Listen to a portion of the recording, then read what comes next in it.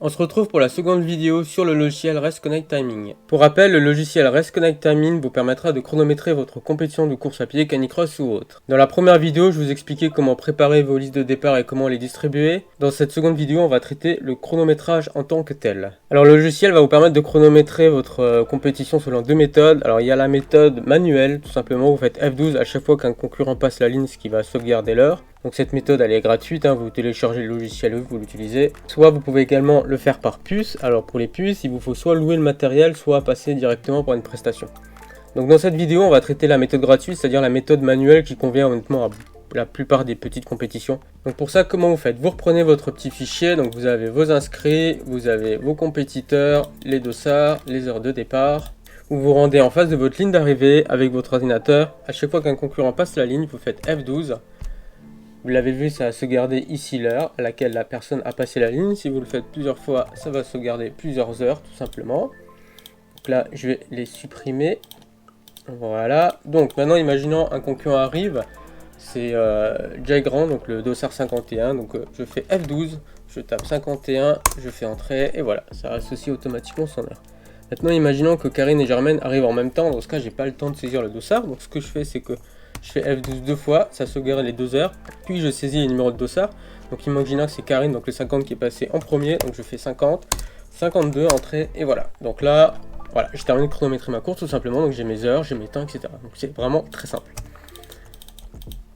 Donc maintenant, ce qu'on peut faire, imaginons que je fasse F12 et que je me trompe, que je tape le numéro dossard 60, paf, ça me met une erreur, parce que le dossard n'existe pas. Donc imaginons, c'était le 51, je fais entrer. Je refais F12, je me trompe peut-être, je refais 51, voilà. Donc là le logiciel il me dit qu'il y a une erreur, parce que le dossard a déjà un temps, donc soit j'annule, soit je fais OK pour remplacer le temps. Donc je fais OK, ça remplace, voilà. Donc Jay a un nouveau temps, 15h48. Bien. Maintenant, alors, je vais refaire deux, ils s'arrivent en même temps, le 50 puis le 52, voilà, j'ai mes 3 temps, je peux trier par arrivée, et je peux aussi trier par temps, voilà. Donc là on a trié par temps, donc on peut voir c'est Germaine Petit qui a fait le meilleur temps, etc. Donc maintenant, mon chronométrage en fait il est terminé tout simplement. Bien maintenant, imaginons que Germaine Petit a une pénalité, peut-être parce qu'elle a porté des écouteurs pendant la course. Donc ce qu'on va faire, on va cliquer sur son temps, clic droit, on va lui mettre un malus, donc un malus on lui ajoute du temps, on va lui ajouter 2 minutes de pénalité, la raison, port d'écouteurs. On fait OK, et voilà, donc Germaine Petit a son nouveau temps, donc elle est passée à 5h19. Du coup elle est plus première, elle est troisième maintenant. Donc bien sûr, je peux toujours aller modifier son malus, le supprimer, etc. On peut aussi mettre des bonus, par exemple vous faites une course et vous décidez que les gens qui sont déguisés, ils ont un bonus de 30 secondes par exemple. Bien maintenant, on a fini de chronométrer, on a mis nos pénalités, donc maintenant ce qu'on va faire c'est exporter les résultats, donc on va aller dans épreuve, exporter les départs résultats, on va les exporter, donc on va trier par temps de course.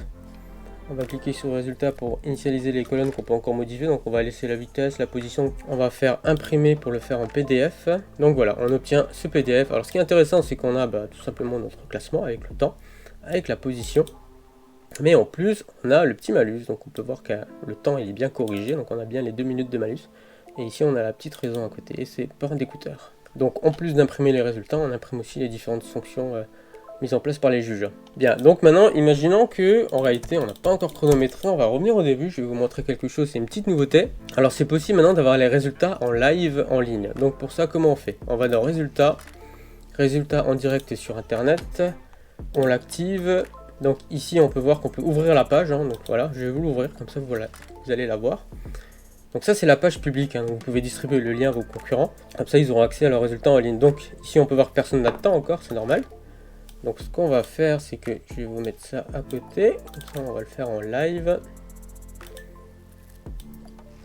Voilà, comme ça. Donc on chronomètre, comme avant, on fait F12, on saisit le numéro de dossard 50. Voilà, donc là la page a été automatiquement mise à jour avec le temps. Donc ça fonctionne bien sûr sur la page web, mais aussi sur l'application mobile Race Connect. Donc si on fait les deux autres, 52, 51... Voilà, donc on a nos classements immédiatement, donc en temps réel sur internet. Si vous prévoyez de mettre les résultats en temps réel donc sur internet, ce que vous pouvez faire c'est avant votre compétition. Donc vous allez sur la fiche de votre course, dans le menu de gestion de la course.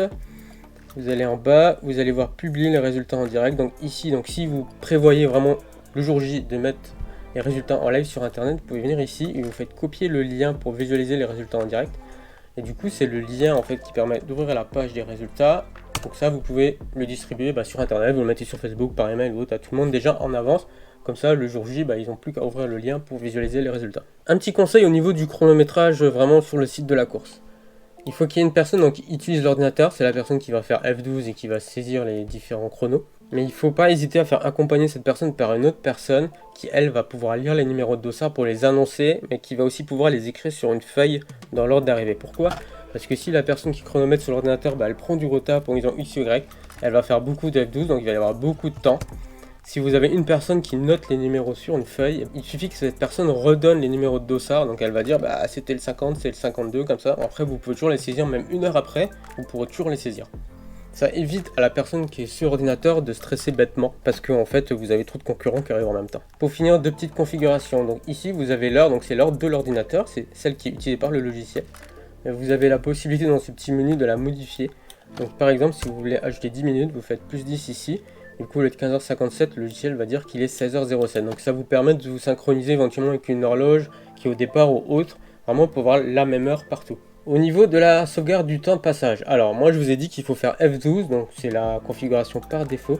Vous avez la possibilité ici de la modifier, donc vous venez ici, vous cliquez ici, vous faites par exemple, moi je veux que ce soit CTRL A, vous faites CTRL A, voilà. Et du coup, maintenant, vous faites CTRL A, voilà, ça fait du temps. Donc ça vous permet de choisir la touche que vous voulez. Moi, je vous conseille d'éviter vraiment les touches qui sont utilisées pour autre chose, comme les lettres, comme les chiffres que vous allez utiliser pour saisir le numéro de ça, etc. Donc si vous avez la touche F12, c'est bien parce que généralement, elle sert à rien.